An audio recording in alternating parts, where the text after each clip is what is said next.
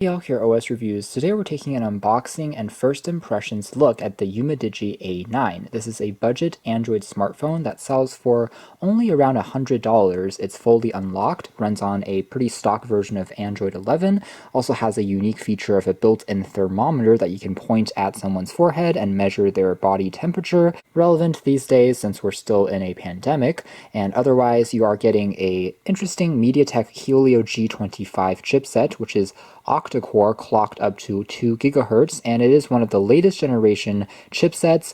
Otherwise, it has a 6.53-inch 720p display, so HD plus resolution, fair for the price again. Claims to pack a triple camera array, including a wide-angle lens, along with 3 GB of RAM, 64 gigs of built-in storage, further expandable via a micro SD card slot. It is a dual-band phone, and it also has a massive 5,150 mAh capacity battery, which should definitely last the phone for quite a while, especially since it uses that HD resolution screen. Probably going to get you around 2 or 3 days of usage before you need to recharge it. A few other unique functions here include a shortcut key on the side that you can remap to different programs. It's going to compete with other Qualcomm Snapdragon 400 or 600 series entry-level chipsets. More specifically, the camera sensor, the main one, is 13 megapixels, 8 megapixels for the wide-angle lens. Finally, it comes in just 3 colors that you can pick from to customize the look.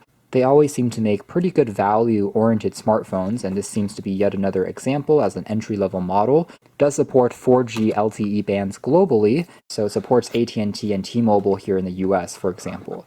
And actually, it comes with a free TPU case installed as well, so again, really good value for the price considering this is only a $100 phone. Other contents here include just a pamphlet of user guides along with the SIM ejector tool, and underneath here we have a standard USB Type-C charging cable which is accented red like all of their other devices, and finally a wall adapter is also included with this budget smartphone. Returning to our phone here, we can peel off this TPU case just to take a closer look at the design.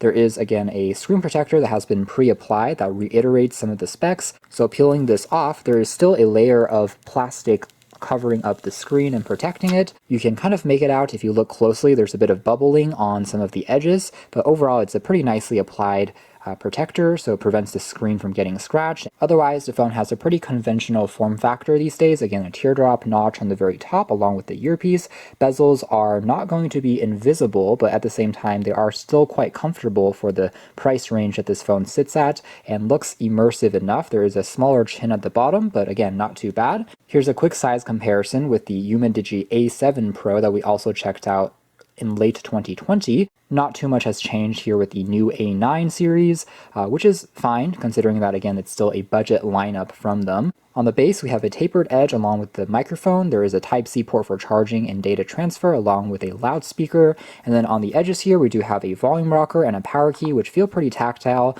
The very top here features a standard 3.5mm headphone jack, which is getting increasingly rare to see. It's also tapered, so it's completely flat. And then on the other edge here, we do have the SIM card tray along with the secondary remappable key here that you can use for different commands, which is a neat hardware feature. Here's what it looks like on the back. There's a bit more of protective film that kind of labels what the various keys or correspond to, and we do have a dedicated optical fingerprint scanner on the rear as well, just like before with the A7 Pro also had that, and also relabeling what some of these camera sensors are doing. The bottom portion here is that thermometer, which is infrared powered. We do have a clean design. I like the overall gradient finish to the polycarbonate plastic that kind of shimmers as you're pointing at different angles, has almost these tiny little ridges if we zoom all the way in that you can kind of hear as I'm scratching makes this sound, but that's kind of what is responsible for making this glistening effect. If you accidentally drop the phone, it should be a bit more shock resistant. It still has a decent weight, doesn't feel too cheap, doesn't feel hollow either, has a solid overall weight distribution. Fast tracking through the setup screen, I'm going to now initialize the fingerprint scanner just by touching the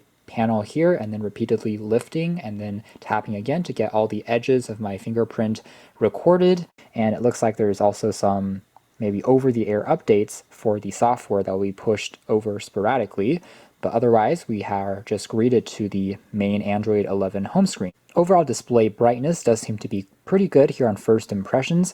This is the maximum brightness that we're at, but we have a lot of studio lighting hitting on the phone's display right now, and the minimum brightness is also dim enough that you can use it at night comfortably too.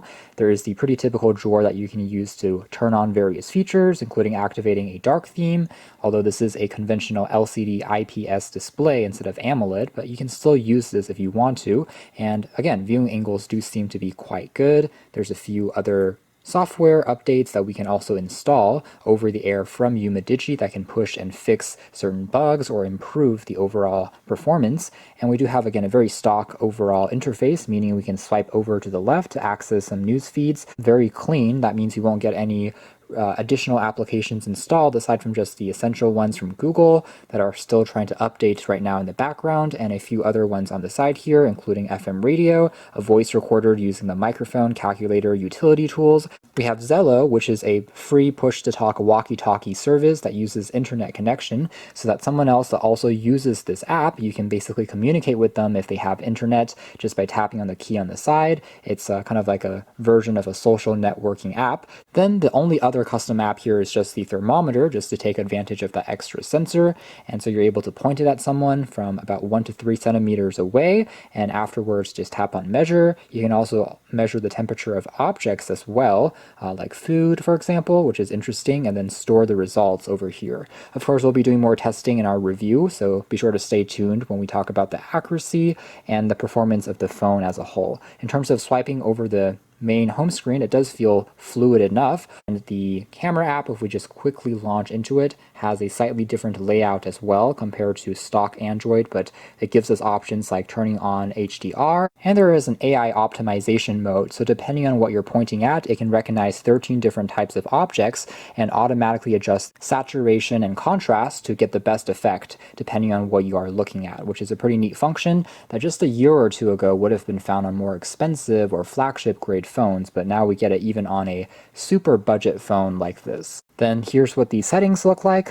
Pretty typical stuff. You can customize the smart key, which is on the side here, to open up different applications based on a single click, double click, and long press. Just like other phones running on Umidigi's Android ROM, there are a few smart gestures that you can turn on, such as putting 3 fingers down for a screenshot, double clicking to lock the screen, and double clicking to wake. So this is kind of a neat function there. And we can also try out the accuracy of the fingerprint scanner here just by putting my finger on the back, and it just unlocks. Then the system navigation, you can also change between having keys or changing to a gesture mode, just like other more modern devices. If you want to have a more full screen experience, that is also doable, and that can just get rid of any keys altogether. So very up to date in terms of the software version, which is great to see on this budget phone. So that's more or less it as far as our unboxing and just initial first impressions look at the Umidigi A9, the standard edition, which again is just their ultra budget phone series, new here in 2021. It packs in a relatively bright and vibrant looking large display with good viewing angles,